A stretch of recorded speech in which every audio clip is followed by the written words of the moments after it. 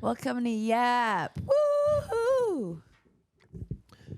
Welcome. Welcome. Welcome. Welcome. Welcome. Welcome. Welcome. Oh my goodness. Hey, Hey, what's up? what's your funny story? How was last night?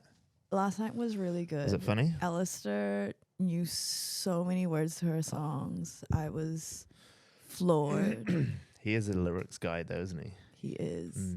And I think I got stopped about like 20 times like this. Attention seeker, attention seeker. Oh my God, attention seeker. I love that. I love that for you. That's really fun. And everyone loves the team. I love that. And just like slinging around names, you know, like Carter, Sam, Stan, Claire, you know, all of that stuff is That's really funny. cool. So yeah. No, That's that was quite cute. Yeah, it's cute. I love it. Why have I got a croaky voice? Because you also went to the concert. Oh, I've been up all night partying. Yeah. Another funny story. That wasn't that funny. It's more wholesome. That was quite wholesome. Funny story. What's some funny stories? I don't know. Great. I'm so happy to be here. Nothing funny happened yesterday. Nothing Did at it? all. You saying? Oh, I know. We had our monthly meetup. Oh yeah, this was funny. This was so funny. We had our monthly meetup. How many referrals do you need to have our monthly meetup? 10. Okay, you need 10 referrals from our newsletter. From our newsletter? You have to refer 10 people to sign up to our newsletter. There, yeah. And then you get invited to a monthly meetup where we all just hang out and we can talk and chat and you can ask whatever questions you want about literally anything marketing related, whatever you want. So we hosted it. We turned on the call and no one showed up. No one. Literally no one showed up. The funny thing is that like people accepted. Yeah, the invite. They're the like, yeah, calendar we'll be invite. there. So that was fun. That was embarrassing. It was. But it was good for us. Got 45 minutes back of our day, which I it was need. good. Fuck. So that was quite fun. Use your sign. If you're gonna hold the sign, use the sign. Oh, there's only one question, but can you say hi to Amelia's mum? Who's Amelia? And No, who's her say- mom? Just say hi. No. Hi, Amelia's mom. Amelia's mum can come say hi to me though. Mums love me. Yeah, most of the people who actually said attention seeker to me were like moms, young moms. Were they Yeah. actually? It was crazy because they'd be That's like, so "Oh my funny. God, like I watch your stuff, blah blah blah. You and Stan, funny, funny, funny. Also, my son or my daughter has eczema." I'm like, "Cool." Cool. That's interesting. Don't be one of those fucking famous people. What? Oh, I'm going to talk about my eczema, and as soon as anyone else talks to me about it, I'll be like, oh, No, Fine. it's funny. Okay, wait. Actually, actual funny story. I haven't got time for you guys. Actual I've got eczema, not you. shock. Actual funny story. So I found this cream and it's called Natura Coco. Anyway, everyone in the eczema community like fell in love with it because it's like all natural, whatever, no steroids, all this shit. And like everyone had been using it for years now, and like people have been putting it on their children, and I've been using it every day. And everyone's like, "Oh my goodness, I'm like 2 years steroid free, I'm 1 year steroid free, whatever." And then turns out they got tested just recently, like 2 weeks ago, and it has like one of the highest potency steroids. But what's wrong with the steroids? It just like overuse of it makes you have like withdrawal if you don't use it for like the periods of time of like how often you use it gets shorter and shorter up until your like body's just super dependent on it, and then you look like me where like it's all over your body. And then What's the also alternative?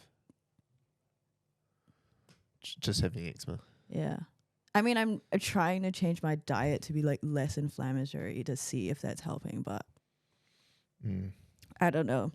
So that was fun, and everyone in the eczema community is like going through withdrawals and is flaring the heck out because they had been using this thing because it was like all natural, and anyway, we were duped, and they had to take it off the shelves because it's essentially what's it called? You know what I'm saying?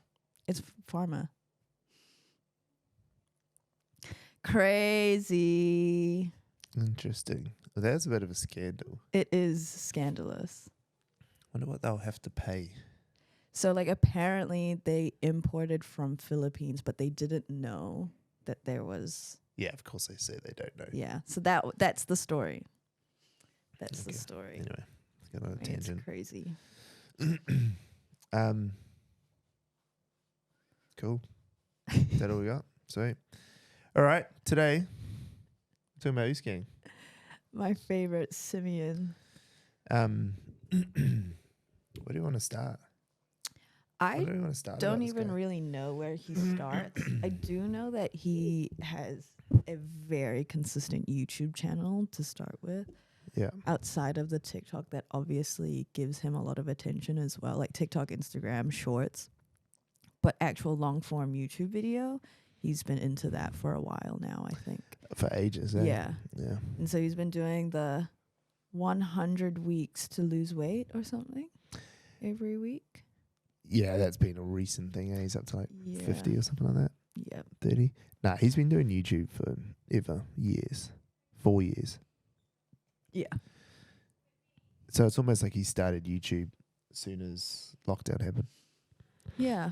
More skits, I think. Well, actually, that's what I've watched recently. So I'm not sure what his first ever kind of videos were, but I know in my brain that he started on YouTube.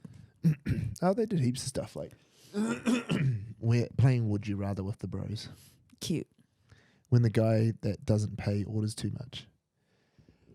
Skits. And it's very, I don't know, kind of.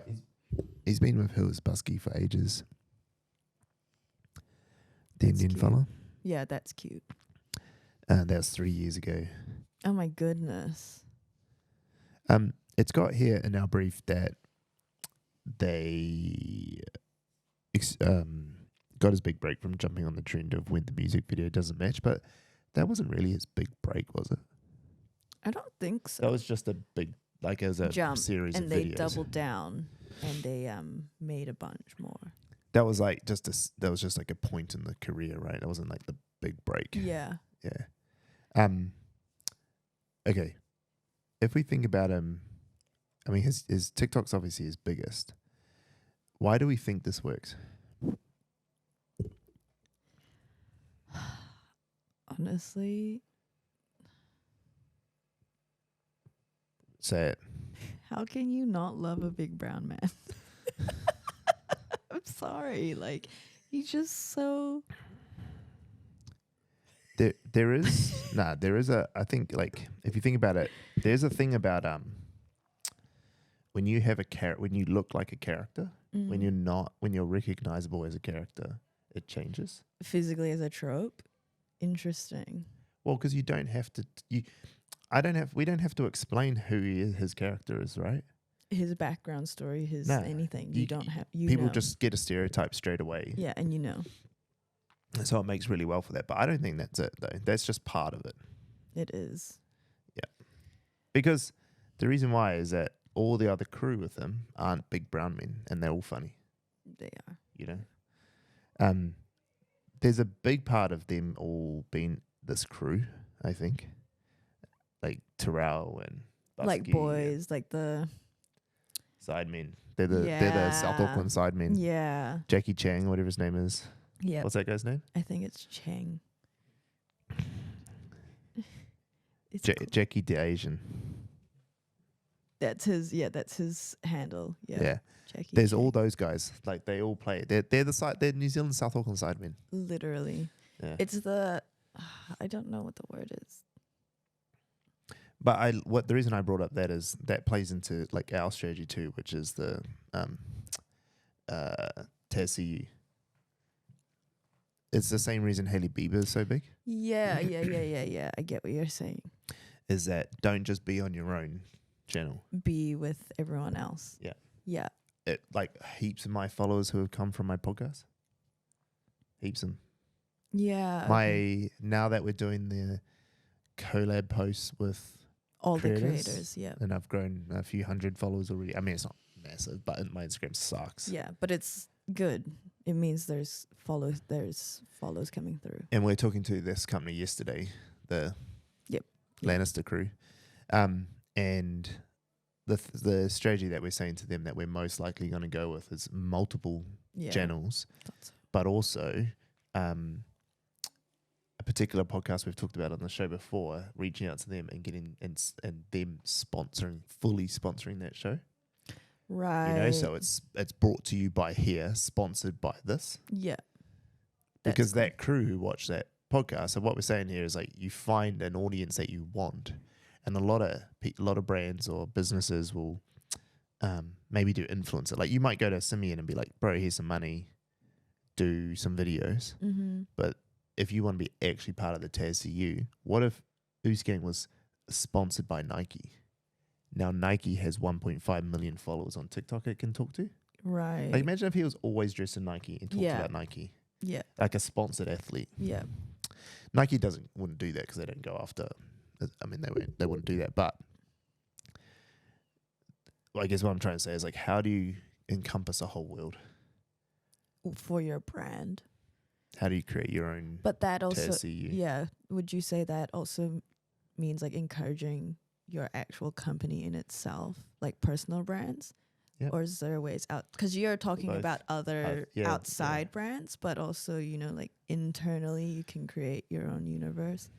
I mean, I do wish that ours was stronger. Like it could definitely be. Oh, ours is pretty strong. People know. They know. Yeah. I feel like I just don't have the conversations to know that it sticks in people's You brains. can see it in the commentary. Like you can see it in the commentary, like with the Mia thing that rolled out. Right. Or Alien Weaponry, who just emailed me this morning asking to take over their social media because they would have seen the 660 stuff. That's so cool. Right? I mean, I'd love to do Alien Weaponry. They're cool as. I mean, they're like that's such a different band to do, like a Māori rock band. I mean, if they're watching, bro, we're keen. Yeah. But like, you know, even if we don't, even just to help those guys, because Tudung is the man. Even if we can just support them, but they reached out like today, literally today. I love that. Just like saying some stuff, and that sort of stuff is TASCU. That's what that is. Right. I think I'm getting confused because some of it blurs into people we want as clients and whatnot, which I understand clients are actually part of our TASCU, but for other people, like it's not the same because they're not agencies. They're not working. Yeah. Yeah, but like, okay, for service brands or B2B brands, it's easy. But for Nike, their TASCU, their version, the Nike Cinematic Universe, can be it is. Yeah. It is the athletes, but it's also, which are their clients. So is that almost kind of thinking about like influencer marketing, maybe? Well, this is what I'm trying to say with influencer marketing. I think influencer marketing is not right. For most brands because they do it the wrong way, which is they're just like, hey, Joni Lee, here's 12 grand, make some videos. And then you make a bunch of videos, cool, they'll get a bit of hype out of it. There's obviously a return on it. But imagine if like, imagine if a brand, like a clothing brand, came to you and was like, hey, Joni Lee, here's $5,000 a month. Just wear. Yeah, and we'll give you all the clothes you ever want, but you have to wear our stuff all the time. Just exist on in video, our world. Yeah. That would be so much more successful. Because you'd have to talk about it, but actually per video they're paying less. Yeah. It'd be way more successful. Surely. It's like the reason why we buy Jordans still. It's the reason Michael Jordan's a billionaire, because we're like, no, I only want Jordans because he wears them all the time and that's his shoes. I guarantee you Michael Jordan doesn't wear Jordans all the time. Yeah, no. He's a billionaire. There's no way. And he's in his, 50? He wears like orthopedics. He wears leather shoes, yeah. He wears orthopedics. But back to Simeon and Uce Gang, that I think is a big part of their success. That is true. I did kind of forget about. I feel like I didn't forget. I think I just like lumped them as one, and I didn't even realize. He's Uce Gang. He's the gang. Yeah, but it's not. Uce Gang's just his name. Yeah, that's I actually thought that at the beginning when I first started watching Uce Gang. I was like, oh, that's pretty cool. This crew of guys. Like, I wonder who they all are. And then I was like, oh, this is just his channel. It's so good. Yeah. But I think that's a big part of it. Definitely. Yeah. I think it's a huge part of the collab thing because then they're all funny.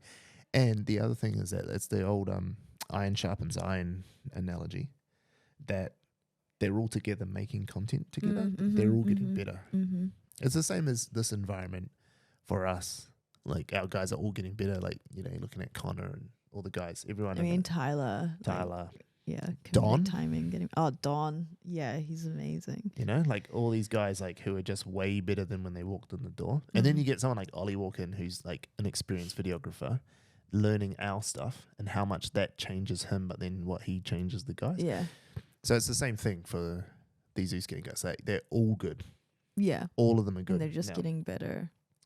And like from what I've heard, and not that I've met him, but with Terrell as part of that crew, apparently he is insane. Like, what's his name? Lewis. He was like, because he's good.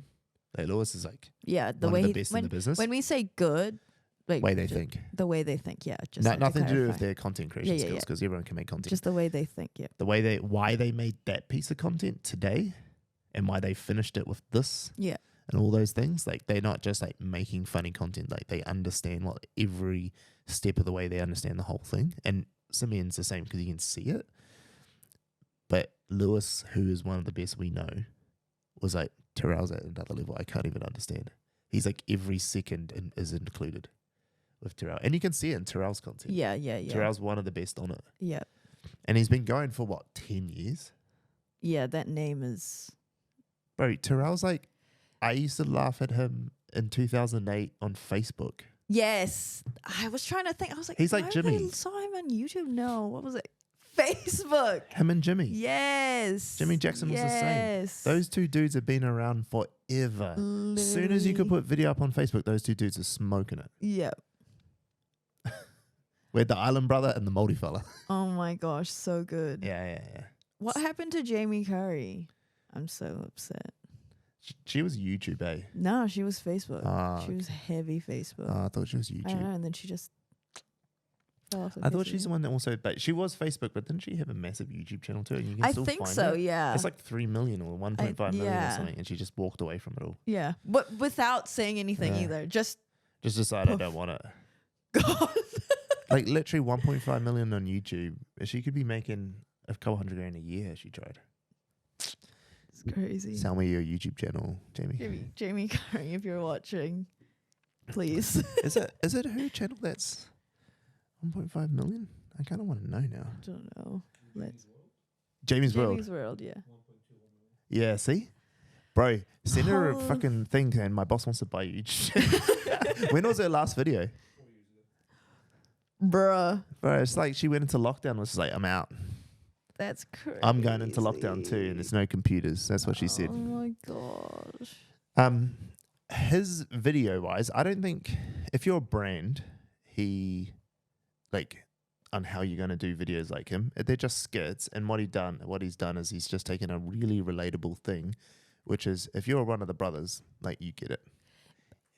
In bulk sessions as well. Yeah. Like, for a certain scenario, and then it seems like they brainstorm all the relatable things in that one thing. So recently being when you're on a walk with your mates, and then every single thing that's really relatable there, and then bulk film it. Yes, Annalise? Stan, are you still looking for small businesses to help remotely for cheaper? Yeah. It's we're going to send out the thing today. Apply online. It's a link in my bio. And Stanley C. Henry's bio, Stanley C. Henry. So go to my page. There's a link, a form, and that cohort is going to start on the 10th of May.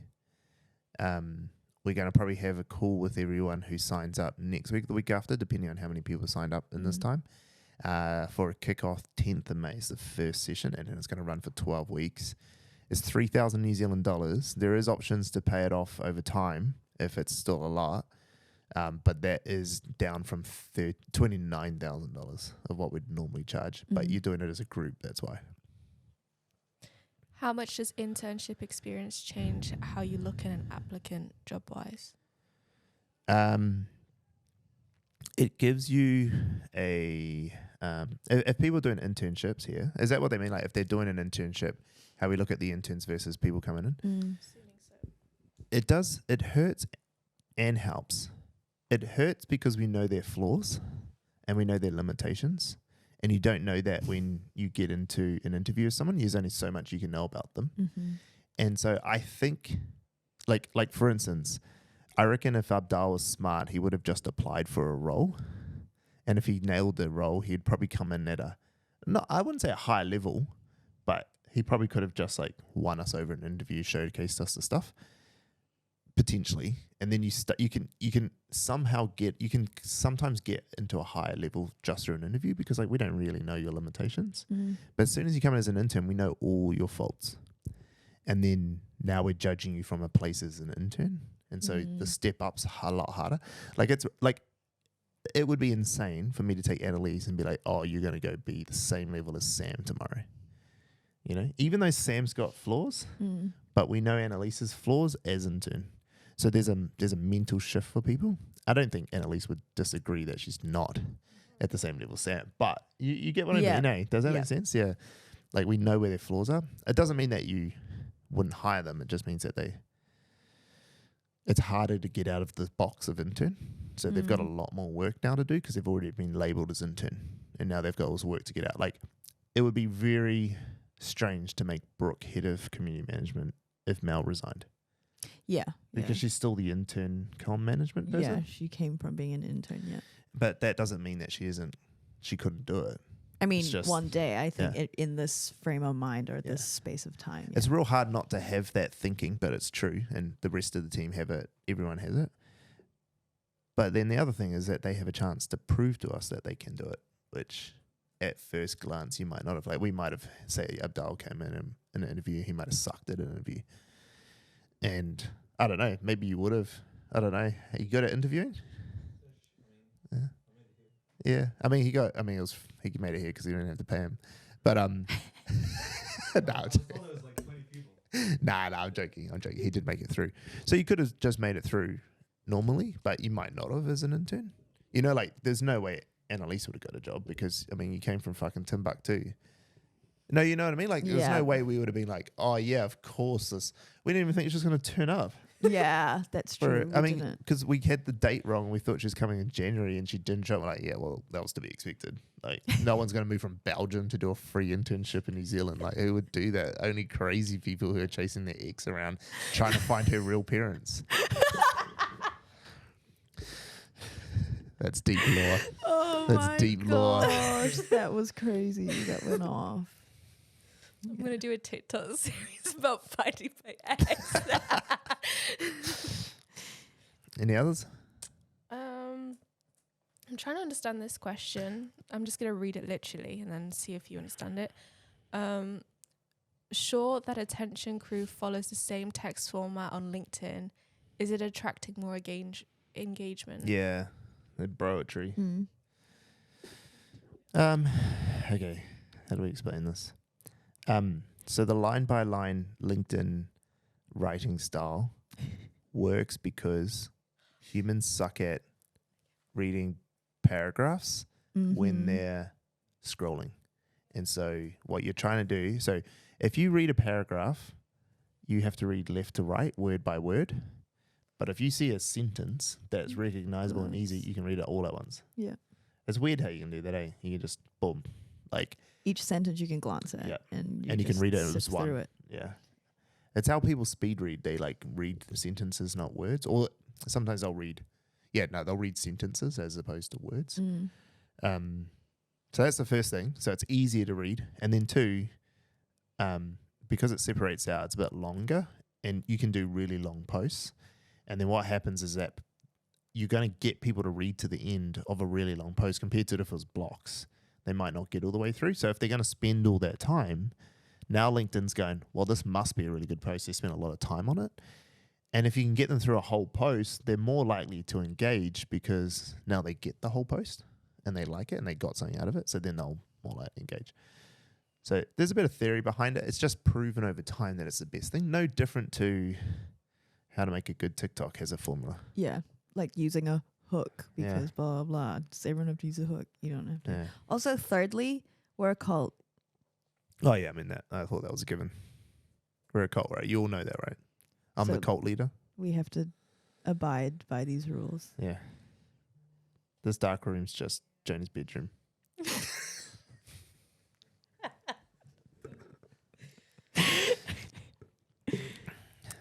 What are the key things to include in a CV? What specifically do you look for in applicant CVs? I don't know, the last CV I read. If you're looking for a job with us, just have a good LinkedIn profile so that you pass the LinkedIn test, because LinkedIn automatically rips you out of our applications if you don't pass the minimum qualifications and criteria. And that actually happens for a lot of businesses if you're applying online. So the other thing I'd do is, if you just CVs in general, I'd go to ChatGPT and give them your CV and say, please write me a CV that will pass all the AI tests, because like big companies use AI to filter their tests in computers. And so you might not even get through, even if your CV is great, because you've written it in a way that the AI doesn't understand. So that's the thing. Interesting. I didn't even know that. Yeah. Oh, massive. You just get rejected straight away. That's crazy. Yeah. So if there's not a single word that they're looking for. Yeah. Just goes. Oh. So you like the best way to do it now, because AI is AI, you can also use AI to write it. So you can just take the job ad, take your CV, put it into AI and say, write me a job CV and a cover letter for this job. Interesting. And I'll write it perfectly to what the keywords would look for. Right. Smart. Yeah. The other thing with a CV is you want to be able to read it at a glance. So whenever I was applying for jobs, I'd have cover letter, which was real short, sharp, to the point. And it was about why I was different. Like it wasn't ever talking about what I've done. That's what your CV's for. Your cover letter is like why I'm different. And then I'd have a summary page of all my job experience, which was like real big bold text, like title, and then what I achieved, like in 1 or 2 words, and that was it. And then just like I'd have like 7 jobs on the one page, and then I'd have a full CV below it, which no one looked at. But interesting. Otherwise, just be the fucking man, and then you don't need to worry about CVs. Or rocking up with a really large one. Yeah, so big that we don't even read it. We did not even read it. That is hilarious. You're right. I mean, we almost just hired him because someone else wanted him. Shock. All right. What else? We got 2 minutes. How does it feel to have more than 7 views? Oh, it feels amazing. I explained how happy I feel yesterday. It was so hard to get out of my brain. My goodness. How do you maintain high performance while growing so fast? Are we live on my channel or your channel? Like, bro, the Stanley Henry fan club coming through. I fucking love it. Let's go. What was the question? How do you maintain high performance whilst growing so fast? Are there any growing pains? Lots of growing pains. How do you maintain high performance? Fuck, I don't know. Have we got high performance? You write LinkedIn posts. You be an overbearing boss. Yeah, honestly, you like, have to. People don't realize how overbearing I am to these guys online. Like, they think sometimes we're joking, but like, we push them way harder than most people would get pushed. Overbearing is different to like micromanaging. Yeah, it's not micromanagement. Yeah, it's overbearing. Yeah, like relentless. It's relentless. It's like do there this. is no time to stop and breathe. Yeah, you can do this and you will do this, and it is what it is. So do it. Just figure it out. You've got no choice. The only choice you have is resign. And then he looks at you and he's like, "Do you want to quit? Do you want this?" I've got paper on my desk. I can give you your pen if you want to write that. You can quit if you don't want to do this. I'm like, okay, I'll do it. But it's the truth. We're a scale up. Like, I'm not. The guys don't necessarily have to do a whole bunch of overtime and anything. Anyway, we gotta go. We get on. See ya. Bye. Ciao for now. Bye.